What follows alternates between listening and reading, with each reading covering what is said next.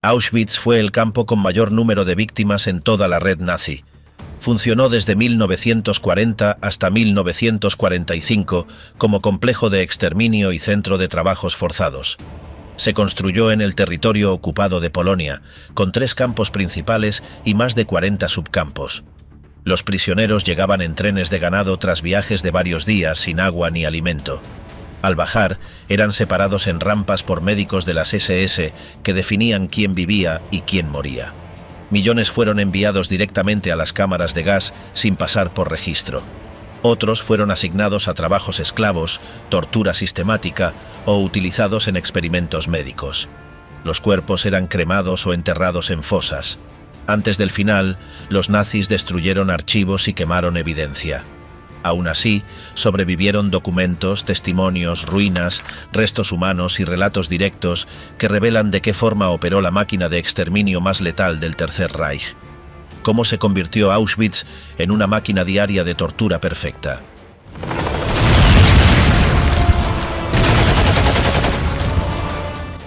La llegada al infierno, selección, engaño y deshumanización inicial.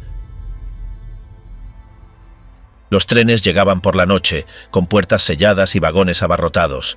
Dentro, hombres, mujeres y niños viajaban durante horas sin agua, sin espacio, sin aire. Algunos estaban de pie, otros caídos sobre el suelo. Cuando las puertas se abrían, el aire frío entraba junto con los gritos. Los soldados ordenaban bajar rápido. Nadie sabía dónde estaban ni lo que ocurría. La rampa estaba iluminada con focos.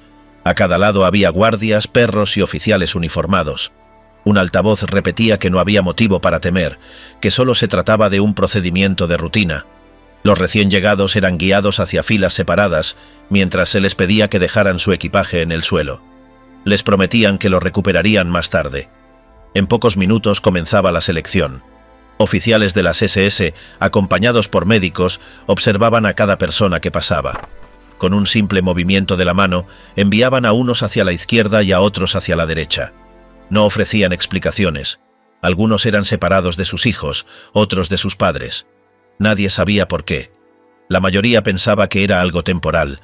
A quienes parecían aptos para trabajar se los llevaba por un camino. Al resto, principalmente ancianos, mujeres con niños o personas enfermas, se los apartaba en silencio. A ese grupo le decían que iba a ducharse antes de comer y descansar. Se los conducía a un edificio cerrado donde les entregaban jabón y una toalla y se les pedía que colgaran la ropa con cuidado. Les aseguraban que la encontrarían al salir. Dentro, el recinto tenía regaderas en el techo. Una vez que todos estaban adentro, la puerta se cerraba con fuerza desde el exterior. Poco después, se liberaba el gas. Los que fueron seleccionados para vivir eran conducidos a otro sector. Allí se les ordenaba desvestirse por completo, sin privacidad ni pausa. La ropa se recogía en pilas, sin marcas ni nombres. Luego eran obligados a pasar por una fila de prisioneros encargados de raparlos. Todo el vello corporal era eliminado con cuchillas sin filo. No había jabón ni agua caliente. Después, eran rociados con una sustancia desinfectante, mientras otros los vigilaban. En la siguiente sala, les tatuaban un número en el brazo izquierdo. A partir de ese momento, el nombre de cada persona desaparecía. Ya no se les llamaba por su identidad, sino por la cifra grabada en la piel. Nadie podía negarse. Nadie recibía una explicación. Luego se les entregaba ropa usada, muchas veces sucia, rota o demasiado grande. No se hacía distinción de tallas ni de condiciones. Los zapatos no coincidían. Algunos recibían un solo zapato o trozos de tela atados a los pies. La transformación era total. No quedaba rastro de la persona que había llegado al campo. Muchos intentaban preguntar por sus familiares. Los niños que habían bajado del tren ya no estaban. Las mujeres no volvían. Las respuestas no llegaban. Solo había órdenes, empujones y silencio. Tras ese proceso, los prisioneros eran guiados a una barraca con literas de madera, sin colchones, sin mantas limpias, sin calor. Allí pasaban su primera noche, hacinados entre desconocidos. El ambiente era húmedo, el aire denso y el ruido de pasos no cesaba. Algunos lloraban en silencio, otros no hablaban. El primer día terminaba sin haber entendido nada. El primero en gritar al amanecer era un guardia. Había que salir rápido, formarse sin errores, moverse sin preguntas. Así comenzaba la vida en Auschwitz. Todo estaba diseñado para desorientar, dividir y quebrar. El control se lograba con engaños, precisión y velocidad. El objetivo era eliminar la voluntad desde el primer minuto. Hambre, frío y trabajo como forma de exterminio lento. Cada mañana empezaba con el mismo sonido, un grito seco, una orden urgente, pasos corriendo sobre suelo congelado. Los cuerpos salían de las literas de madera, débiles, torpes, sin calor en los músculos. El día ya había empezado mucho antes para algunos, especialmente para quienes no habían dormido por el temblor del cuerpo. Las mantas no existían, las ventanas carecían de cristal, el viento entraba por las grietas de las paredes y no salía. A los prisioneros se les entregaba una bebida oscura y caliente, llamada café. En realidad no tenía café. Era agua sucia con sabor amargo. Se tomaba de pie, en grupo, sin recipiente personal. Cada uno recibía lo que cupiera en un cuenco, que se pasaba entre manos congeladas. Esa era la primera comida del día. Después del líquido caliente venía el conteo. Todos de pie, sin moverse, sin hablar, sin saber cuánto tiempo duraría. A veces 1 hora, a veces 3. Durante ese tiempo, los pies quedaban pegados al suelo, el frío subía por los tobillos y los dientes no dejaban de chocar. El abrigo consistía en un trozo de tela. El uniforme rayado no tenía forro, ni capa, ni protección. Los zapatos eran bloques de madera unidos por tiras de tela vieja. Si había nieve, entraba directo al pie. Si llovía, el cuerpo se empapaba. Tras el conteo, la marcha. Cientos caminaban hacia los puntos de trabajo. Algunos salían del campo. Otros iban hacia construcciones dentro del perímetro. El trayecto podía durar más de 1 hora. El ritmo era obligatorio. Quien se caía no tenía tiempo para levantarse. El grupo no se detenía. Los que iban al final arrastraban a los que caían. El suelo era barro, piedra, charco o hielo. No importaba. El trabajo era físico, sin herramientas modernas, sin pausas, sin comida en el trayecto. Cavar zanjas, cargar piedras, arrastrar carretas. Algunos eran asignados a tareas repetitivas sin sentido, como mover un montón de arena de un punto a otro y luego regresarlo. Era parte del sistema. El objetivo no era producir, sino agotar. Quienes intentaban evitar el esfuerzo eran señalados. Un supervisor podía gritar, golpear o retirar la ración del día. Al mediodía los prisioneros recibían un recipiente con líquido. Lo llamaban sopa. Contenía agua caliente con repollo, a veces con piel de patata o trozos de zanahoria flotando. En ocasiones había una hebra de grasa animal. La mayoría no tenía sal ni consistencia. Algunos no alcanzaban a recibirlas y el trabajo se extendía más de la cuenta. El cuerpo sentía el vacío. El estómago se contraía.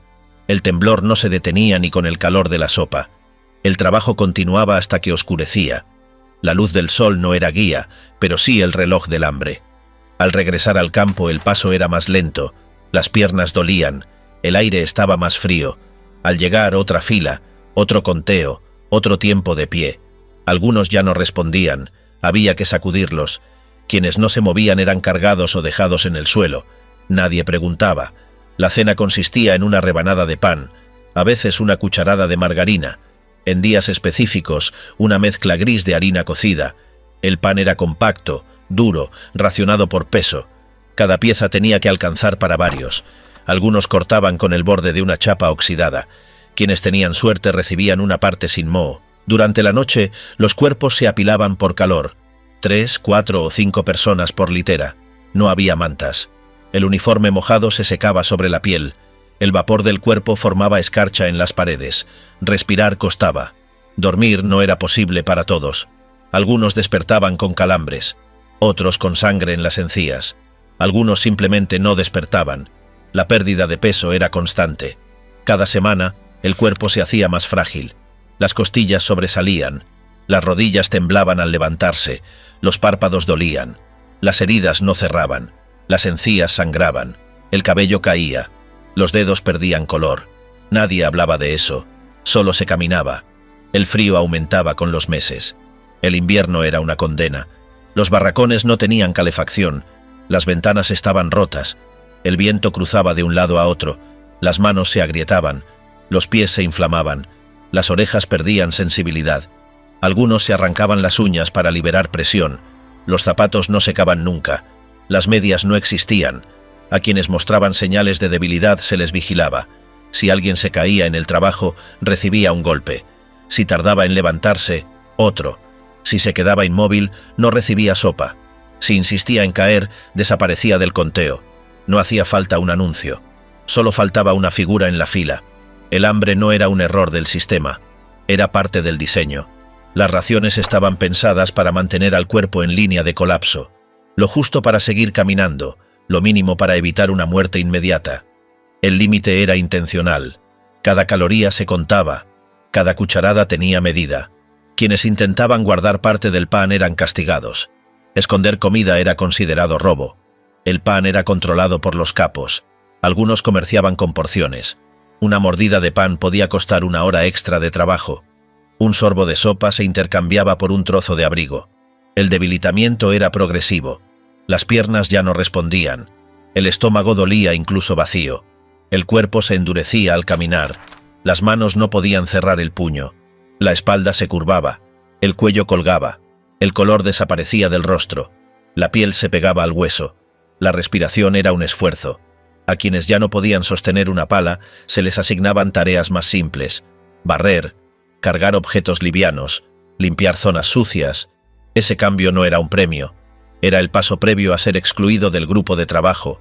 Quedar fuera implicaba no recibir raciones, morir por dentro, sentado.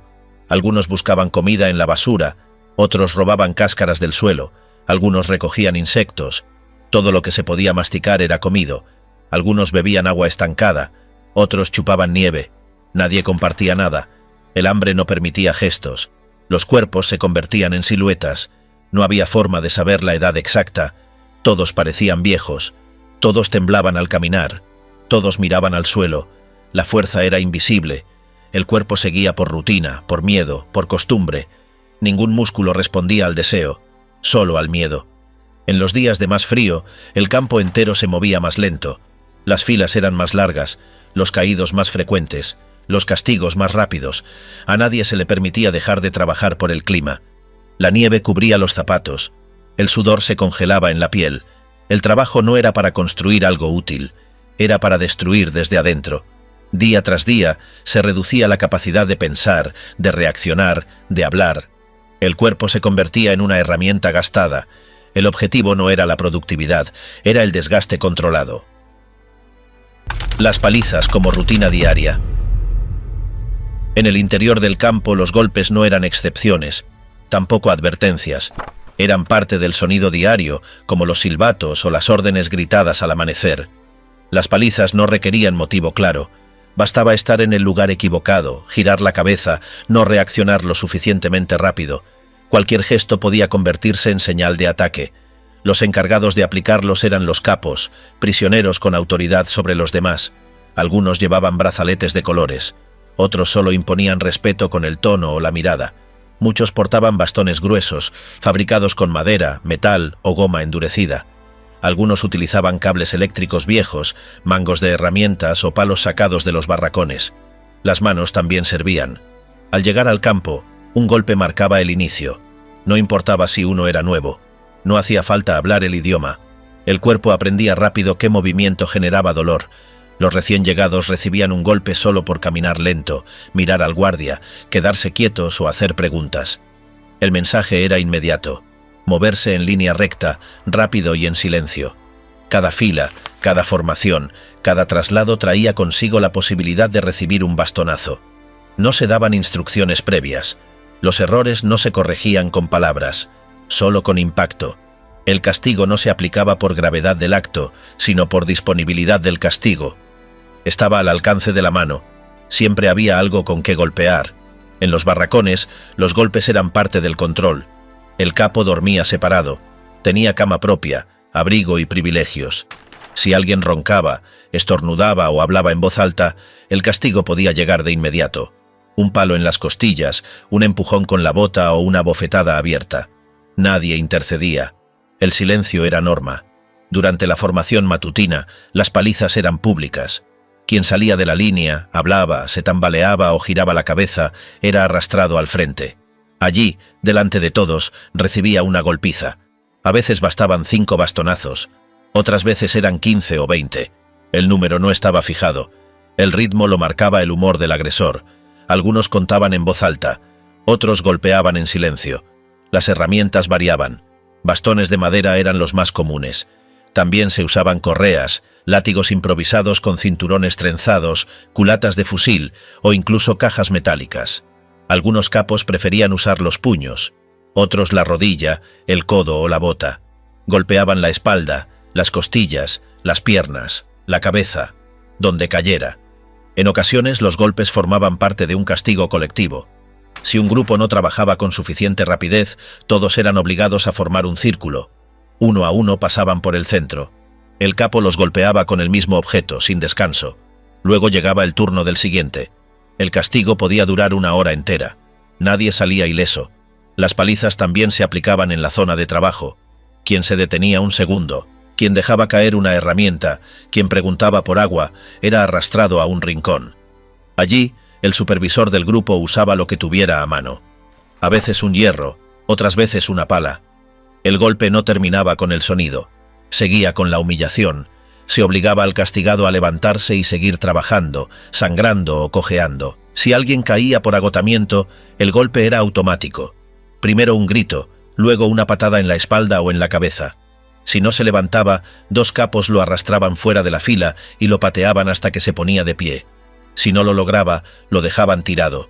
El castigo ya estaba hecho. Dentro de los bloques, las palizas no requerían espectadores. Si un prisionero era acusado de robar pan, hablar con alguien del exterior o tener algo escondido, se le encerraba en una esquina. El capo lo golpeaba solo, sin testigos, sin límite de tiempo.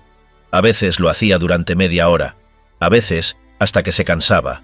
En días de inspección, las golpizas aumentaban. Había que tener todo limpio, alineado, ordenado. Si una cama no estaba perfectamente alineada, si una prenda no colgaba derecha, el golpe llegaba sin aviso.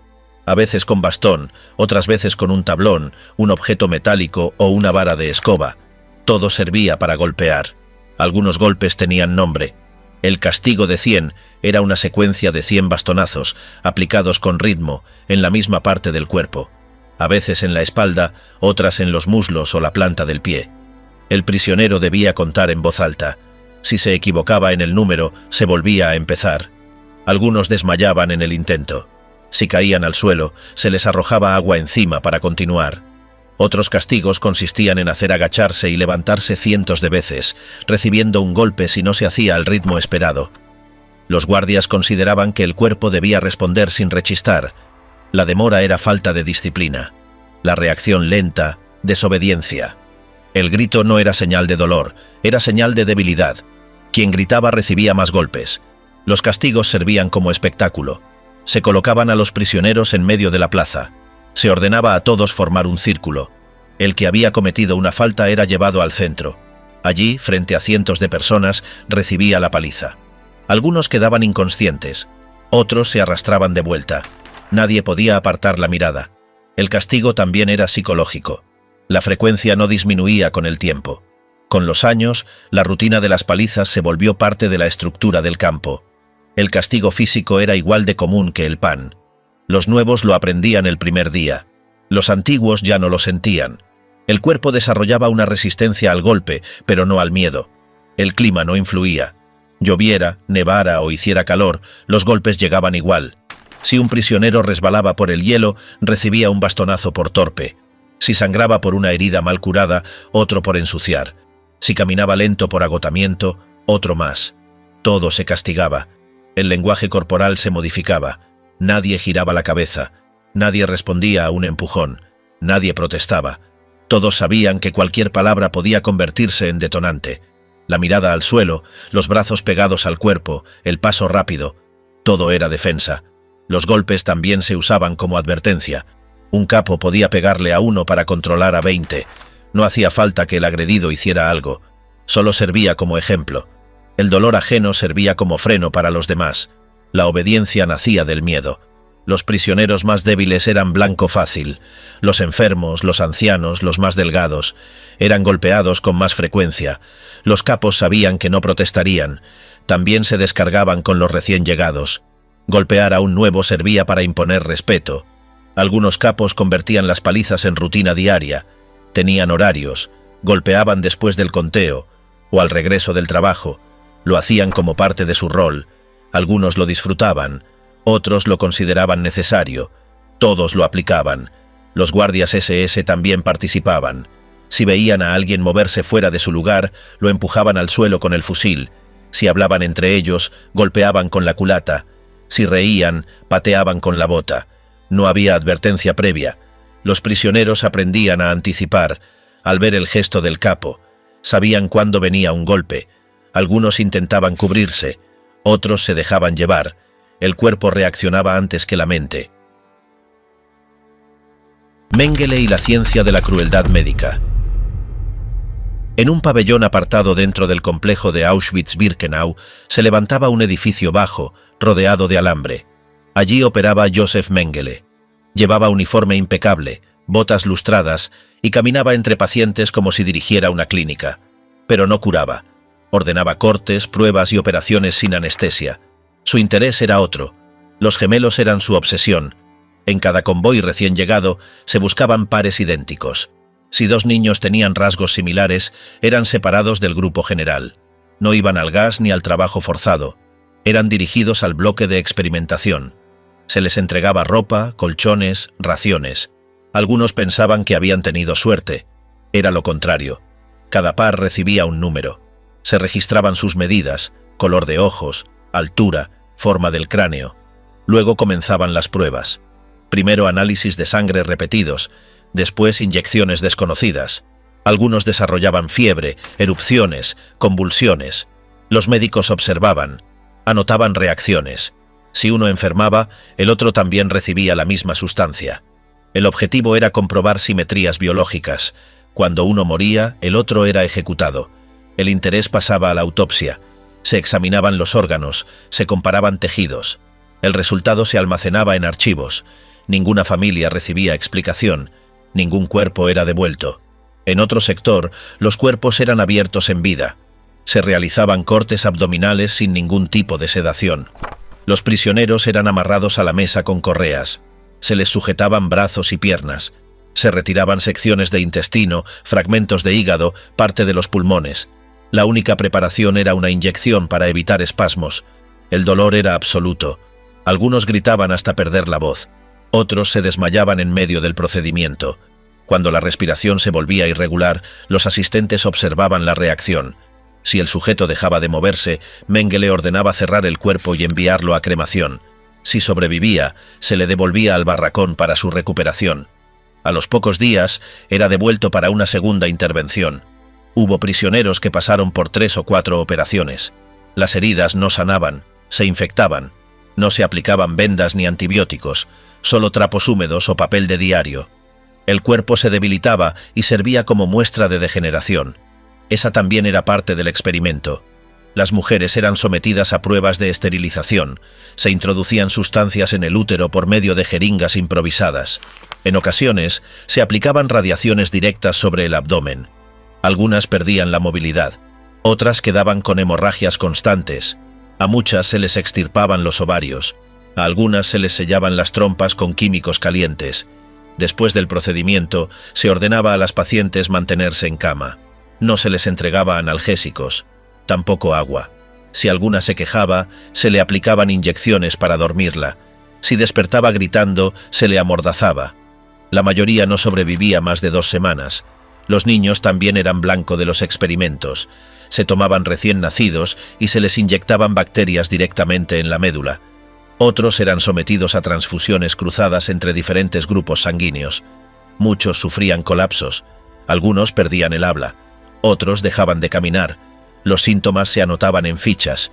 El lenguaje usado era técnico, pero el objetivo era observar el daño. En otra sección del laboratorio se practicaban amputaciones. Se removían brazos, piernas, secciones de costilla. No para curar, sino para medir el tiempo de desangre, la contracción muscular o la capacidad de respuesta del sistema nervioso. Algunas amputaciones se realizaban de forma parcial y luego se repetían. A ciertos prisioneros se les implantaban fragmentos de vidrio, madera o metal bajo la piel. El propósito era observar las infecciones. Si el cuerpo reaccionaba con fiebre o pus, se anotaba como dato. Si el cuerpo no reaccionaba, se aumentaba el tamaño del fragmento. Las inyecciones letales eran parte del protocolo. No se aplicaban solo por eliminación, se usaban para probar combinaciones. Se mezclaban productos químicos, hormonas animales, desechos industriales. La sustancia se inyectaba en el corazón o en el cuello. A veces el sujeto moría en segundos. A veces pasaban minutos de convulsión. Antes de morir, se les extraía sangre, saliva o fluidos. Luego se procedía a abrir el cuerpo. Los órganos se examinaban sin demora. Las autopsias eran tan rápidas como las ejecuciones. Se buscaba eficiencia. Cada dato iba a los archivos del bloque médico. Muchos de los asistentes eran prisioneros forzados. Uno de ellos, Miklos Nisli, médico húngaro, cumplía funciones bajo amenaza de muerte. Ayudaba en las disecciones, preparaba informes. No podía negarse. Durante meses presenció operaciones, muertes y pruebas sin criterio clínico. Solo estadísticas para justificar una teoría racial. Algunos experimentos consistían en provocar enfermedades. Se inoculaban virus, bacterias, hongos. A veces se introducían cultivos de tifus, tuberculosis o malaria. Luego se observaba el desarrollo. Si el sujeto sobrevivía, se le inyectaba otra variante. Si moría, se anotaba el tiempo exacto. Los ojos eran objeto frecuente de interés. Se buscaban formas de modificar el color del iris. Se aplicaban tinturas, se inyectaban pigmentos, se sometía al ojo a exposición lumínica directa durante horas. Algunos prisioneros quedaban ciegos, otros con daños irreversibles en la córnea. En otro sector se realizaban perforaciones en el cráneo. Se removía parte del hueso para insertar electrodos o sondas improvisadas. El objetivo era observar la actividad cerebral. A veces se aplicaban golpes controlados para inducir daño. Luego se medía el tiempo de reacción del cuerpo. Muchos no sobrevivían al procedimiento. Otros quedaban en estado vegetativo. Los cuerpos eran apilados en la morgue del laboratorio. Los que tenían valor científico eran conservados en alcohol. Se almacenaban cráneos, corazones, pulmones. Algunos eran enviados a institutos alemanes. Otros servían para nuevas comparaciones. Todo el proceso estaba documentado. Cada sujeto tenía una ficha con número, origen, condición física, reacciones a las pruebas. Las conclusiones eran presentadas en informes que circulaban dentro del aparato médico nazi. Se hablaba de descubrimientos, de avances, pero todo estaba basado en el sufrimiento. Las mujeres embarazadas eran obligadas a abortar, a veces con métodos químicos, otras por extracción directa. Si el feto sobrevivía, se lo examinaba en laboratorio. Si no, se descartaba. No había protocolos, solo órdenes, y cada orden terminaba con una prueba nueva. A algunos sujetos se les perforaban los pulmones con agujas huecas. Se extraía aire, luego se inyectaba gas o líquidos. Se buscaba provocar edemas. Si el prisionero tosía sangre, se consideraba un dato útil. Si moría en el acto, se pasaba al siguiente. En ocasiones, los experimentos se repetían con variantes mínimas. Se inyectaba la misma sustancia en el brazo izquierdo en vez del derecho, o se aumentaba la dosis. Si el resultado era similar, se archivaba. Si era diferente, se iniciaba una nueva línea de prueba. Todo estaba diseñado para mantener el flujo de cuerpos. Cuando se terminaban los sujetos útiles, se pedían más. El proceso era automático. Los transportes traían nuevos gemelos, nuevos enfermos, nuevos voluntarios forzados. Ningún bloque quedaba vacío. Los días en el laboratorio comenzaban temprano. Mengele llegaba sonriente. Revisaba las listas, daba instrucciones. Caminaba entre camas, inspeccionaba heridas, preguntaba por resultados. No mostraba apuro, tampoco rabia. Su tono era neutro. Las decisiones, firmes. A veces asistía a las operaciones. Otras solo observaba. Pero todas las órdenes pasaban por él. Su firma estaba en cada plan, en cada muerte. No dejaba cabos sueltos. Cada resultado tenía su rúbrica, cada cadáver su visto bueno. Asfixia industrial, cámaras de gas y la fábrica de muerte. Cada jornada comenzaba con una lista. El transporte con destino al sector de exterminio traía entre 1000 y 3000 personas. Al llegar, los seleccionadores indicaban la dirección. La mayoría caminaba hacia el bloque donde funcionaban las cámaras de gas. Nadie sabía lo que ocurría dentro hasta que cruzaba la puerta. Los edificios tenían el aspecto de instalaciones de baño colectivo. En el exterior se veían carteles que indicaban duchas. Dentro, el espacio estaba dividido en varias zonas. una sala para desvestirse, otra para aparentes inspecciones médicas, y una principal con techo bajo, paredes de hormigón y entradas herméticas. El techo incluía aberturas metálicas selladas por fuera. Por allí entraba el gas. El producto utilizado era Ciclón B. Se trataba de cristales compactos que liberaban ácido cianhídrico al contacto con el aire. Los envases eran transportados por personal técnico. Al llegar se abría la tapa de la cámara desde el exterior. Se vertía el contenido y se cerraba de inmediato. El efecto era casi inmediato. Las víctimas inhalaban el gas sin advertirlo. A los pocos segundos comenzaban los espasmos. Algunos caían al suelo.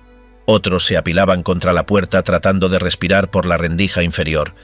La duración del proceso dependía de varios factores: número de personas, temperatura, ventilación. En promedio, la muerte ocurría entre los 4 y los 20 minutos. Los gritos cesaban en los primeros 5. Después quedaba el silencio. El siguiente grupo en actuar eran los Sonderkommando. Eran prisioneros seleccionados para operar la maquinaria del exterminio. Su tarea empezaba apenas el gas se disipaba. Se abría la puerta metálica y el aire escapaba. El primer impacto era el olor. Luego aparecía la escena. Cuerpos desnudos, amontonados, con señales de asfixia, sangre en nariz, espuma en la boca, ojos sin cerrar. Los Sonderkommando entraban con guantes y botas gruesas. Tenían que despejar el lugar en pocos minutos. Los cuerpos eran arrastrados hacia carros metálicos. Algunos eran demasiado pesados por el rigor mortis. En esos casos se usaban ganchos o correas. Las víctimas con dientes de oro eran separadas. Se extraían las piezas con pinzas. También se cortaban cabellos femeninos.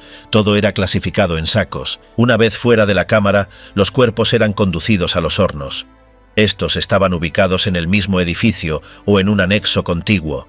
Las cremaciones seguían una secuencia precisa. Cada horno podía recibir entre 2 y 4 cuerpos por tanda. El fuego se mantenía encendido todo el día. El personal añadía combustible solo cuando la grasa corporal era insuficiente. El tiempo de incineración oscilaba entre 20 y 40 minutos por grupo. Las cenizas se recogían con palas y se depositaban en cubos. Luego eran transportadas al campo abierto. Allí se dispersaban o se vaciaban en el río. Algunas se usaban para rellenar caminos. Los horarios eran estrictos. Se planificaban varios ciclos por jornada. Un edificio podía operar con 3 turnos de exterminio en un solo día. Cuando la cantidad de cuerpos superaba la capacidad de los hornos, se recurría a fosas al aire libre. Se excavaban zanjas largas. Se arrojaban los cuerpos y se cubrían con combustible. El fuego ardía durante horas. El proceso generaba humo constante. En algunos días, la humareda cubría parte del campo. El olor a carne quemada se extendía varios kilómetros. Los habitantes cercanos conocían el origen, aunque fingían no entenderlo. Los encargados del gas eran técnicos entrenados. Viajaban desde Berlín para supervisar la aplicación. Llevaban máscaras, guantes y trajes especiales. Instruían a los soldados sobre el manejo del Ciclón B. Cada envío estaba registrado. Cada contenedor era contabilizado. El producto se almacenaba en depósitos refrigerados. El calor aceleraba la evaporación. Por eso, los barriles eran trasladados al último momento. Cada uno contenía suficiente cantidad para aniquilar a 1000 personas. Los Sonderkommando no podían negarse. Recibían mejor comida, calzado, mantas, pero sabían el destino. Cada 3 o 4 meses eran reemplazados. Los antiguos eran eliminados. Formaban parte del secreto. Algunos de ellos llevaban anotaciones clandestinas. Escribían nombres, fechas, cantidades. Escondían papeles bajo el suelo o entre las paredes. Parte de esa información se descubrió después de la guerra. Permitió reconstruir parte del proceso. Las cámaras estaban aisladas del resto del campo. Solo los designados podían acercarse. Las órdenes eran claras. Nadie debía ver lo que pasaba dentro. Tampoco se permitían fotografías. Solo algunos dibujos técnicos fueron recuperados. Cada cámara estaba diseñada para máximo rendimiento. La ventilación forzada permitía acelerar el siguiente turno. Se encendían motores para expulsar los gases restantes. Luego se lavaban las paredes con mangueras. El suelo era arrastrado. Las manchas se disimulaban. Los turnos se ajustaban al ritmo de los trenes. Cuando llegaban varios vagones en un mismo día, se multiplicaba la actividad. A veces se operaban las cámaras de noche. Se usaban focos para iluminar. Las filas seguían entrando. Nadie preguntaba. Algunos sobrevivientes vieron las columnas de humo. Escucharon los rumores. Intuyeron lo que ocurría, pero nunca lo confirmaron. El proceso estaba oculto tras muros de ladrillo y protocolos de silencio. Los ingenieros diseñaron mejoras, se introdujeron sistemas para elevar la temperatura, se agrandaron las puertas, se reforzaron los techos, se instalaron mecanismos para aumentar la capacidad por tanda. El objetivo era acelerar el ciclo completo. Los cuerpos más pequeños, como los de niños, eran colocados entre adultos para aprovechar el calor. Se organizaban pilas en función del tamaño. Los encargados sabían cómo posicionarlos para optimizar la combustión. El lenguaje era técnico. Se hablaba de rendimiento, eficiencia, volumen. Las listas de víctimas se destruían al final de cada jornada. Solo quedaban los registros de transporte. El resto se borraba. Las cifras eran redondas. 1000, 1500, 2000. No se contaban los nombres, solo la cantidad. Cuando las cámaras quedaron saturadas, se construyeron otras. Se ampliaron instalaciones, se excavaron nuevas fosas. El campo se adaptó a la demanda. Los vagones llegaban sin pausa. El sistema no se detenía. Los trabajadores eran relevados por turnos. Cada grupo descansaba solo unas horas. Dormían en barracones cercanos. Algunos sufrían colapsos, otros resistían. Todos sabían que su tiempo era limitado. El humo se mezclaba con la rutina. Los nuevos prisioneros preguntaban qué era. Algunos decían que eran fábricas. Otros callaban. Nadie decía la palabra, pero todos la conocían. En ciertas fechas se aumentaban los turnos. Durante las deportaciones masivas, el campo operaba a máxima capacidad. Se abrían todas las cámaras. Se multiplicaban los envíos de Ciclón B. Los trenes se agolpaban en la vía. Las filas avanzaban sin pausa. Las fosas se llenaban de restos. Se removían con palas mecánicas. Se arrojaban capas de cal. Luego se quemaban. Se colocaban nuevos cuerpos encima. El ciclo continuaba, sin pausas. Los testimonios coinciden. El proceso era rápido, silencioso, constante. No se permitían interrupciones. Si una cámara tenía fallas, se reparaba de inmediato. Se traían piezas desde otros campos. La maquinaria no debía detenerse. Los supervisores pasaban lista. Controlaban cantidad de gas, número de tandas, tiempo de cremación. Todo era medido. Todo era anotado. Pero nada se conservaba. El archivo se destruía. Las paredes absorbieron el calor y el ruido. Los techos se ennegrecieron por el humo. El suelo quedó marcado por la sangre y los líquidos corporales. Todo fue cubierto después, pero quedó el rastro. Prostitución forzada y esclavitud sexual dentro del campo. A mediados del año 1942, la dirección de las SS implementó un sistema interno de prostíbulos en varios campos de concentración, incluido Auschwitz. Estos recintos, conocidos como Freudenhäuser, fueron ideados como una herramienta para incentivar la productividad entre prisioneros colaboradores y recompensar a los capos que cumplían objetivos de vigilancia, trabajo o represión. Las mujeres seleccionadas para formar parte de estos burdeles provenían principalmente de Ravensbrück, el campo destinado a prisioneras. Eran escogidas bajo presión, con promesas de comida extra, mejores condiciones o liberación anticipada, aunque ninguna de estas promesas se cumplía. El proceso de traslado se presentaba como voluntario. Sin embargo, la coerción psicológica y el abuso de poder eran tan extremos que las mujeres se encontraban sin capacidad real de decisión. Una vez en Auschwitz, eran alojadas en barracas especiales cercanas a los bloques administrativos. Allí, bajo vigilancia permanente, comenzaban una rutina mecánica y forzada. Cada noche eran obligadas a mantener relaciones con prisioneros seleccionados por los SS, en horarios estrictos, con tiempo limitado y control absoluto. La infraestructura de estos burdeles estaba diseñada para simular respeto e higiene, con camas individuales, sábanas, iluminación y agua corriente. Este decorado contrastaba con la brutalidad diaria que vivían las prisioneras forzadas a participar. Las sesiones eran supervisadas, cronometradas y anotadas. No se permitía ningún vínculo emocional ni conversación prolongada. La mujer era simplemente un cuerpo bajo régimen. Los hombres elegidos para acceder a estos servicios eran capos, prisioneros con beneficios o trabajadores especializados que colaboraban con la administración del campo. Pagaban con cupones distribuidos por la SS.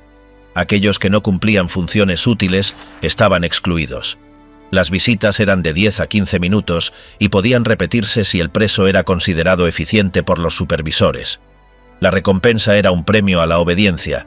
El sexo era instrumentalizado para reforzar jerarquías internas. Las mujeres, en cambio, no recibían compensación real. Su alimentación seguía siendo escasa, su movilidad era limitada y su salud se deterioraba rápidamente. Muchas contraían infecciones venéreas, sufrían hemorragias constantes o caían en estados depresivos profundos. Las que se resistían eran castigadas, devueltas a bloques comunes o enviadas a trabajos forzados hasta la extenuación. El burdel funcionaba como una cadena de explotación encubierta bajo el discurso del orden y la eficiencia nazi. Los médicos del campo realizaban controles periódicos a las prisioneras, no para cuidar su bienestar, sino para garantizar que permanecieran aptas para cumplir su rol. Se administraban inyecciones y se aplicaban tratamientos experimentales sin consentimiento. Algunas eran esterilizadas sin explicación, otras desaparecían sin dejar rastro. Las rotaciones eran frecuentes. Si una mujer no lograba cumplir el servicio esperado, era reemplazada sin reparos. La presión no solo venía de los SS. Algunas prisioneras eran hostigadas por otros reclusos, que veían en ellas una fuente de celos, sospechas o resentimiento. En una estructura donde la supervivencia dependía de pequeñas ventajas, estar en el burdel podía percibirse como un privilegio, aunque en realidad se tratara de una forma atroz de esclavitud. Esta ambigüedad convirtió a muchas de ellas en blanco de rumores, acusaciones y exclusión, incluso dentro del universo del campo. Las consecuencias emocionales eran devastadoras. Las mujeres perdían la capacidad de decisión sobre sus cuerpos. No tenían descanso, intimidad ni respeto. Vivían rodeadas de vigilancia, sin contacto afectivo y bajo una amenaza constante de castigo. Muchas dejaron de hablar, se aislaron o intentaron dañarse. Algunas murieron por infecciones, otras fueron ejecutadas por desobedecer órdenes o revelar lo que ocurría en los burdeles. Las relaciones que se generaban no seguían ningún patrón voluntario. Si un preso se encariñaba con una mujer, podía ser sancionado. Si una mujer expresaba repulsión hacia un visitante, era golpeada. Si un oficial se encaprichaba con una prisionera, podía reclamarla como propiedad. El consentimiento no existía. La voluntad era anulada. El cuerpo femenino se convirtió en territorio ocupado por el régimen. Además del burdel central de Auschwitz, existieron pequeños espacios clandestinos donde los oficiales SS seleccionaban mujeres para su uso personal. Estas prisioneras no figuraban en registros oficiales. Eran apartadas del sistema laboral, mantenidas en barracas privadas o en zonas apartadas y recibían un trato que dependía del capricho del oficial en cuestión.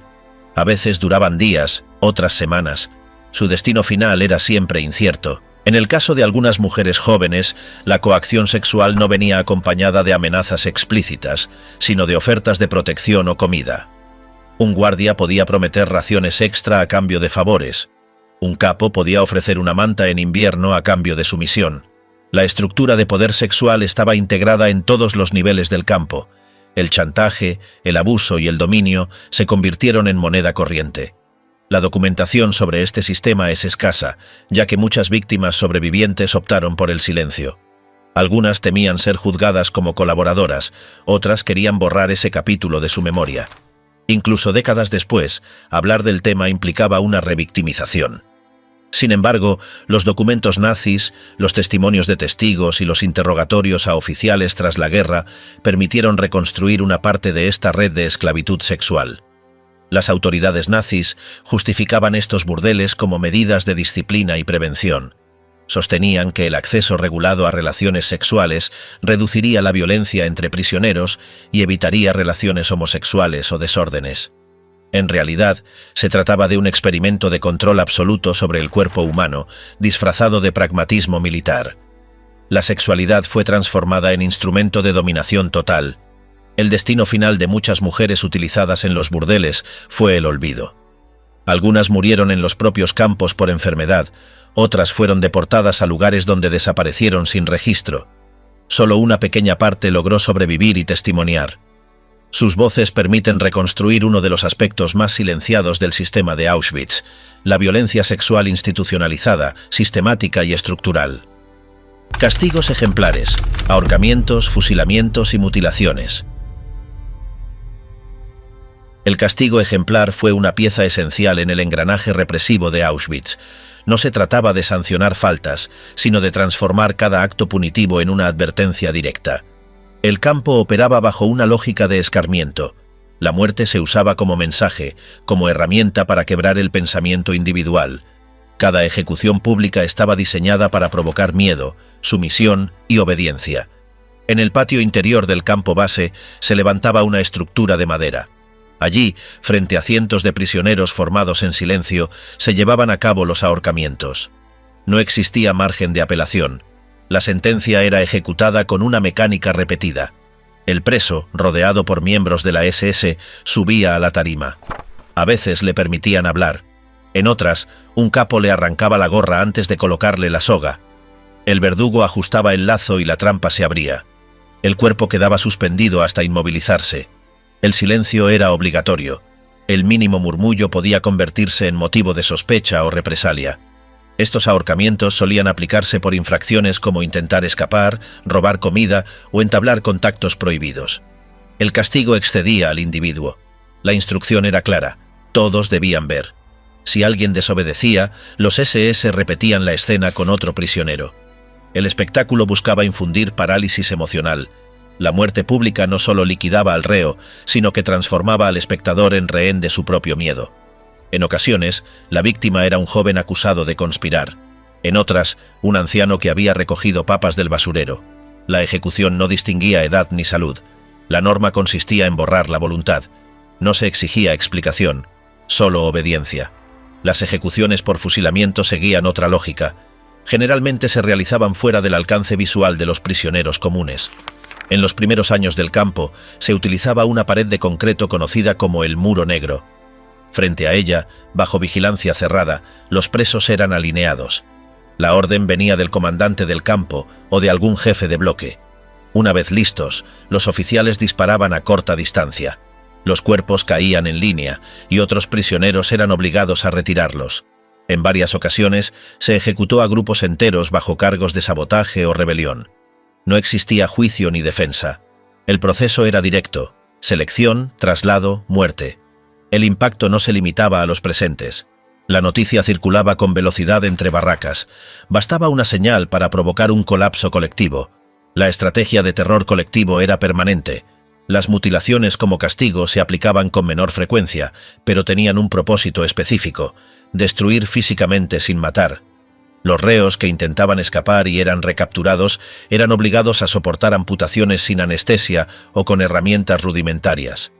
Algunos perdían dedos, otros quedaban marcados con hierros calientes. En casos extremos, se fracturaban huesos a propósito. Estas acciones buscaban anular cualquier intento futuro de desobediencia. El castigo físico se aplicaba también a quienes incumplían tareas. A veces se perforaban orejas, se desfiguraban rostros o se quemaban genitales. La lógica era la misma: impedir el regreso a la normalidad, transformar el cuerpo en evidencia de castigo. La participación de los capos era clave. Ellos ejecutaban órdenes directas de los oficiales. En ocasiones, recibían autorización para decidir el castigo. Si alguien no cumplía con la limpieza del barracón, el capo podía ordenar una golpiza severa, seguida de una amputación. En otras situaciones, el SS se reservaba la decisión final. Una variante común era la ejecución por suspensión. El prisionero era colgado de las muñecas, atadas a la espalda, con el cuerpo suspendido del suelo durante horas. Este método causaba dislocaciones, rotura de hombros y pérdida de consciencia. Se usaba como tortura previa a la ejecución o como castigo completo. Los testigos sabían que quien era llevado a esa estructura regresaba en estado terminal o no regresaba. También existía el sistema de castigo colectivo. Si un prisionero huía y no era recapturado, los guardias ejecutaban a 10 personas de su mismo bloque. En estos casos, la selección era aleatoria. Se formaba al grupo, se contaban los cuerpos, se apuntaba con precisión. A veces se optaba por fusilamiento, otras por encierro en celdas sin ventilación hasta morir asfixiados. Los informes internos registraban estos castigos como acciones disciplinarias necesarias. El lenguaje administrativo ocultaba la brutalidad del sistema. Lo que ocurría en esas ejecuciones no era justicia, sino mensaje. Cada ejecución marcaba el campo como un espacio sin retorno. No se juzgaban conductas, se anulaban existencias. El espacio elegido para los ahorcamientos variaba. A veces se usaba el patio, en otras el exterior del crematorio. Cuando las ejecuciones coincidían con inspecciones oficiales, se aceleraban o posponían. En fechas simbólicas, como aniversarios de Hitler, se incrementaban las muertes. El castigo se adaptaba a la lógica del terror político. Algunos prisioneros fueron forzados a cavar su propia fosa antes de ser ejecutados. El acto servía para extender el sufrimiento. Cavar bajo amenazas, con el cuerpo agotado, escuchando las burlas de los guardias, se convirtió en una parte más del procedimiento. Al concluir, el disparo se realizaba a quemarropa. Luego, la fosa se sellaba sin ceremonia. En el caso de mujeres, las ejecuciones seguían un patrón similar, pero con una carga adicional de humillación. Algunas eran desnudadas antes de ser fusiladas. En otras ocasiones, las prisioneras eran obligadas a presenciar el asesinato de sus compañeras. El castigo visual funcionaba como refuerzo del castigo físico. El efecto psicológico era devastador. Muchos prisioneros sufrían colapsos mentales luego de presenciar estos actos. La sensación de inevitabilidad, el miedo constante y la imposibilidad de proteger a otros generaban una ruptura interior. Esta fractura emocional era parte del sistema. El campo no solo castigaba con sangre, también quebraba la mente. Los Sonderkommando, encargados del traslado de cuerpos tras las ejecuciones, debían actuar rápido. Cualquier error en el proceso podía acarrear una ejecución inmediata. Los cadáveres eran removidos, apilados, registrados en listas mínimas. No había entierros, solo procesos. Los cuerpos se convertían en datos. Cada rincón de Auschwitz estaba preparado para matar o castigar. Con el paso del tiempo, los métodos se perfeccionaron. Las ejecuciones se programaban con mayor eficiencia. Se combinaban técnicas, se rotaban lugares, se usaban nuevos dispositivos. Lo que comenzó como castigo puntual se convirtió en una función rutinaria. El castigo se convirtió en parte del paisaje del campo. Tortura psicológica, humillación simbólica y destrucción de la voluntad. En Auschwitz, la violencia no se limitaba a los golpes ni a los asesinatos. El aparato del terror también se extendía al plano invisible de la mente. Desde el primer día, los SS desplegaban un arsenal de estrategias para quebrar la voluntad de cada prisionero, despojándolo no solo de su cuerpo, sino también de su resistencia emocional. Las reglas cambiaban sin previo aviso, los castigos llegaban sin motivo, y cada gesto podía convertirse en detonante. El campo estaba diseñado para destruir lentamente la identidad de quien entrara. Cada día se abría con órdenes gritadas, sin margen de error. Las formaciones se prolongaban durante horas, bajo lluvia o nieve, solo para contar y recontar cuerpos ya muertos. No importaba la lógica. La finalidad era imponer el absurdo como ley. Quienes intentaban encontrar sentido terminaban derrumbados. El silencio forzado, la rigidez exigida y los movimientos coreografiados bajo amenaza creaban un entorno donde nadie podía pensar por sí mismo. El tiempo perdía coherencia. El espacio ya no ofrecía refugio. Los SS usaban el sarcasmo como herramienta de control. Preguntaban a prisioneros moribundos si estaban cómodos o felicitaban con aplausos irónicos a quienes colapsaban por el frío. A veces obligaban a cantar canciones mientras marchaban con cadáveres a cuestas. En otras ocasiones, los hacían competir en pruebas absurdas como levantar piedras inútiles o barrer con escobas rotas una explanada cubierta de lodo. No había objetivo más que ridiculizar al individuo frente a los demás. Esa risa falsa funcionaba como arma. A lo largo de los barracones, las humillaciones eran parte de la rutina. Algunos guardianes obligaban a los internos a imitar animales, ladrar como perros, caminar en cuatro patas o balancearse mientras recitaban himnos patrióticos alemanes. Otros les ordenaban que besaran sus botas embarradas o les pedían que agradecieran por estar vivos mientras presenciaban un fusilamiento. En los hospitales, los enfermeros sometían a pacientes terminales a burlas abiertas, prometiéndoles cuidados que nunca llegaban, solo para ver cómo se aferraban a una ilusión falsa. El quiebre emocional también era inducido por dinámicas internas. El sistema de capos, reclusos con poder delegado, generaba una estructura donde la confianza era imposible. Amigos de años podían delatarse por una ración extra. Quien compartía un pan un día, al siguiente podía ser el verdugo. La solidaridad era castigada. Ayudar a un compañero a caminar era visto como obstáculo para la producción. La sospecha era permanente. Cada gesto era analizado. Cada silencio pesaba. La paranoia se instalaba como ley. A algunos se les ordenaba presentarse frente a filas completas y confesar crímenes que no habían cometido. Se les hacía repetir sus faltas hasta quebrarse en llanto. Otros eran obligados a mirar a los ojos a quienes serían ejecutados por su culpa. El campo no mataba solo con balas o gases. También lo hacía con la vergüenza, con la impotencia, con la culpa fabricada. Las emociones eran herramientas de tortura. El lenguaje era manipulado como arma. Los SS hablaban de traslados cuando enviaban a la muerte, de reubicación cuando separaban familias, de selección médica cuando decidían quién viviría. Esa distorsión verbal desorientaba. Los prisioneros no sabían cuándo enfrentaban un castigo o una simple rutina. El terror residía en la ambigüedad. Nunca quedaba claro si una orden significaba limpieza o ejecución. Esa duda constante debilitaba la capacidad de reaccionar. Los recién llegados eran sometidos a rituales simbólicos que buscaban borrar todo rastro de su identidad anterior. Debían repetir su número varias veces al día, memorizarlo en alemán y responder solo a él. No podían decir su nombre. Si lo hacían, recibían una bofetada. Se les decía que ya no eran personas, sino piezas de un sistema. Los uniformes eran iguales, los cortes de pelo también. Las voces se apagaban y las diferencias individuales eran castigadas. La homogeneización era parte del proceso de deshumanización. Las noches no ofrecían descanso. Quienes intentaban dormir eran despertados con golpes para formar nuevas filas, contar ausentes o responder preguntas absurdas. Algunos eran obligados a permanecer de pie por horas mientras escuchaban gritos en alemán. Otros eran trasladados a otras secciones sin explicación, solo para volver al punto de partida. El insomnio era inducido como castigo indirecto. La fatiga mental aumentaba. La voluntad se deshacía. Los testimonios coinciden en un punto. El dolor físico era soportable comparado con el derrumbe psicológico. Ver cómo un padre debía elegir cuál de sus hijos sería deportado. Observar cómo una madre era obligada a callar mientras se llevaban a su hija. Presenciar cómo un hermano negaba conocer a su familiar para evitar ser castigado. Esas escenas no dejaban marcas visibles, pero destruían todo vínculo emocional.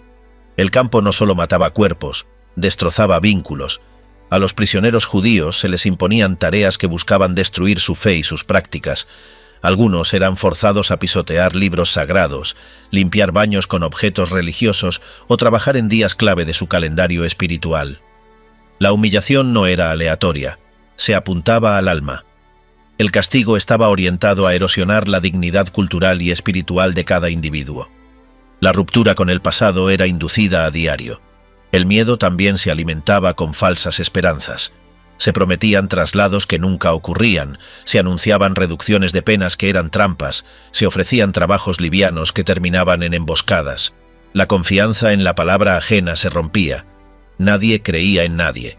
Esa descomposición del lazo humano era parte del diseño. Quien no esperaba nada ya estaba dominado. Ese era el objetivo. Los prisioneros solían experimentar una forma de silencio interior. Después de semanas de abusos, las emociones se apagaban. La tristeza se convertía en apatía, la rabia en vacío. El rostro se volvía inerte. Las conversaciones se reducían a frases mecánicas. Algunos hablaban consigo mismos, otros dejaban de responder. La desconexión con el mundo era progresiva. No quedaba más que el cuerpo en movimiento, pero la mente estaba ausente. Los guardias detectaban esa fase final con precisión. Cuando alguien dejaba de reaccionar, lo usaban como ejemplo. Lo ponían en el centro de la fila. Lo ridiculizaban, lo empujaban, a veces lo dejaban en pie toda la noche sin ropa. Era el mensaje. Esto es lo que ocurre cuando se pierde la voluntad. Nadie ayudaba. Todos miraban hacia abajo. El campo convertía a los testigos en cómplices forzados. Cada mecanismo estaba diseñado para impedir la resistencia colectiva. La sumisión no era una opción. Era la única salida posible. El dolor físico pasaba. El daño emocional quedaba. Muchos de los que sobrevivieron jamás pudieron hablar. Otros solo recordaban fragmentos. Las cicatrices invisibles eran permanentes. La tortura psicológica era invisible para quien no estaba allí. No dejaba sangre, pero vaciaba por dentro. En Auschwitz, el crimen no era solo matar. Era borrar lo que hacía humana a una persona. La mente era el objetivo, y ese crimen no dejaba pruebas. El crimen borrado, los cuerpos, las fosas y la Operación 1005. Las fosas comunes en Auschwitz no eran errores logísticos. Eran parte de un sistema diseñado para funcionar como una fábrica de muerte y luego como un dispositivo de encubrimiento. A medida que la maquinaria de exterminio se hacía más eficiente, también crecía el volumen de cadáveres acumulados. Las lluvias arrastraban sangre fuera de las zanjas. El olor a carne putrefacta invadía todo el perímetro. Era imposible ignorarlo.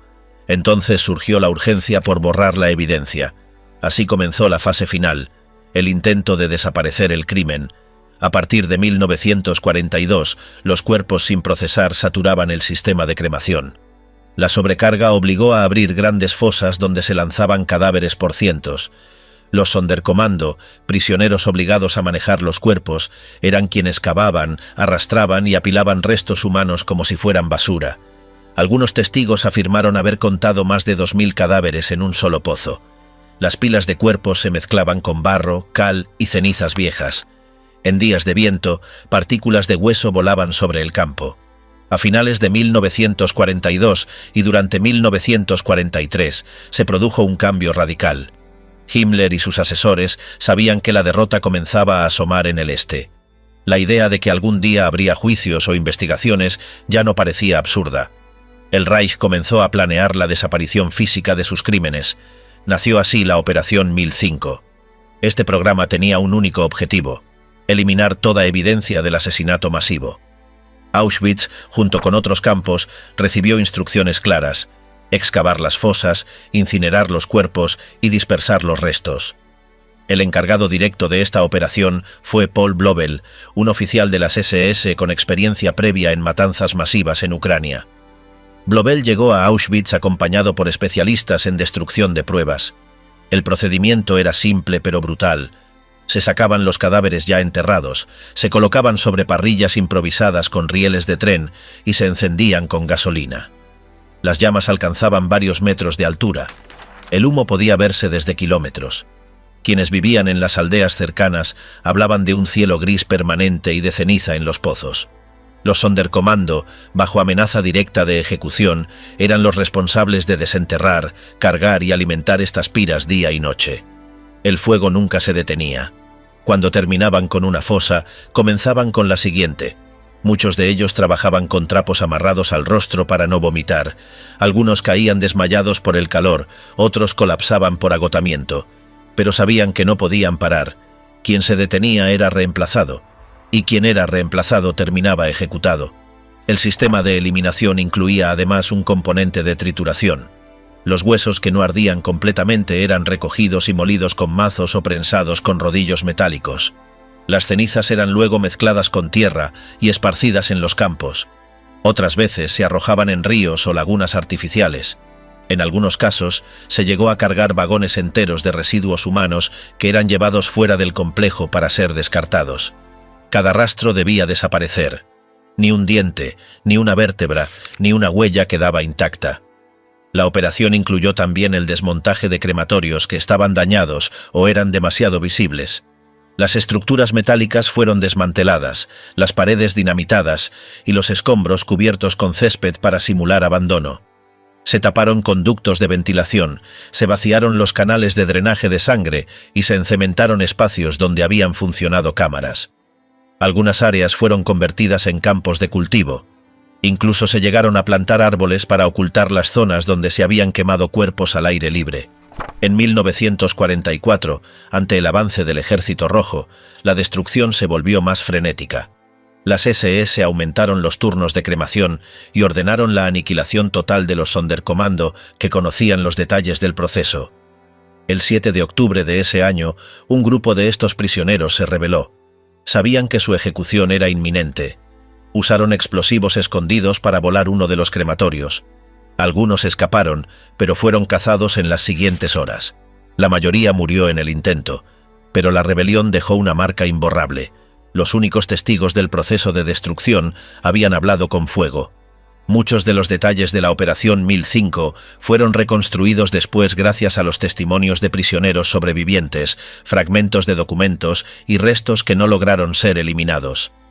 En algunos pozos excavados tras la liberación del campo, los soviéticos encontraron fragmentos de cráneos, mandíbulas humanas con coronas dentales y huesos calcinados incrustados en el suelo. Pese al esfuerzo nazi por borrar el crimen, las huellas físicas seguían ahí, atrapadas entre capas de tierra, grasa y polvo de hueso. Las estimaciones de cuántos cuerpos fueron cremados durante esta operación varían, pero la cifra supera con facilidad los cientos de miles. No todos los prisioneros asesinados en Auschwitz fueron llevados a los hornos inmediatamente. Muchos murieron por hambre, frío, golpizas o enfermedades y fueron enterrados en fosas. Esos cuerpos también fueron exhumados y reducidos a ceniza. El proceso de borrado fue tan sistemático como el exterminio mismo, y tan organizado como cualquier fase industrial del régimen. Los informes alemanes indican que, en los últimos meses de funcionamiento, se enviaron camiones con restos humanos pulverizados a distintos puntos del Reich. La idea era diluir la evidencia en múltiples áreas, evitando que los aliados encontraran pruebas concentradas. Algunos fragmentos fueron arrojados en pantanos, otros en campos de cultivo. Incluso se emplearon cenizas humanas para reforzar caminos interiores del complejo, mezclándolas con gravilla. En paralelo, los registros administrativos fueron destruidos. Se quemaron listas de transporte, informes médicos, actas de ingreso y hojas de ruta de deportación. Cualquier documento que vinculara nombres, fechas o cantidades fue eliminado. Solo unos pocos papeles lograron ser escondidos por miembros de la resistencia interna. Esos fragmentos resultaron clave tras la guerra para reconstruir parte del genocidio. En los últimos días de Auschwitz, los hornos funcionaban al límite. Las SS usaban leña, carbón, aceite y grasa corporal para acelerar la incineración. Los cuerpos eran arrojados en grupos, sin clasificación ni respeto. Ya no importaba si eran hombres, mujeres, niños, enfermos o trabajadores forzados, todo debía desaparecer. Era el cierre de un ciclo, matar, quemar, dispersar, como si nunca hubieran existido. La Operación 1005 en Auschwitz fue la culminación de una lógica perversa. Primero se diseñó un sistema para asesinar, luego uno para ocultar el asesinato. El exterminio físico fue seguido por el intento de exterminio de la memoria. En ese esfuerzo participaron soldados, oficiales, ingenieros, médicos y prisioneros obligados. Cada uno cumplió un rol en la cadena de desaparición. El silencio era parte del método. Se ejecutaba a los testigos, se destruía la infraestructura, se modificaba el paisaje. Pero aún así, sobrevivieron relatos, y sobrevivieron huesos. Pedazos diminutos de verdad que escaparon del fuego, del ácido, de la excavadora. Auschwitz quiso borrarse a sí mismo. Y falló. Auschwitz funcionó como un sistema de destrucción diseñado hasta el mínimo detalle. Cada parte del campo cumplió un rol específico para quebrar cuerpos, anular mentes y desaparecer millones de vidas sin dejar margen al error. Las estructuras, los horarios, los roles asignados y los castigos respondieron a una lógica organizada de muerte continua. No hubo improvisación, sino eficiencia. La tortura adoptó formas físicas, médicas, sexuales y simbólicas. La maquinaria del campo produjo dolor, obediencia y desaparición como tareas diarias. Nada de lo ocurrido fue espontáneo. Cada crimen fue planeado, ejecutado y encubierto por una red jerárquica que hizo de Auschwitz el núcleo operativo del exterminio. La evidencia sobreviviente muestra el funcionamiento de esa fábrica del horror desde su inicio hasta su eliminación final.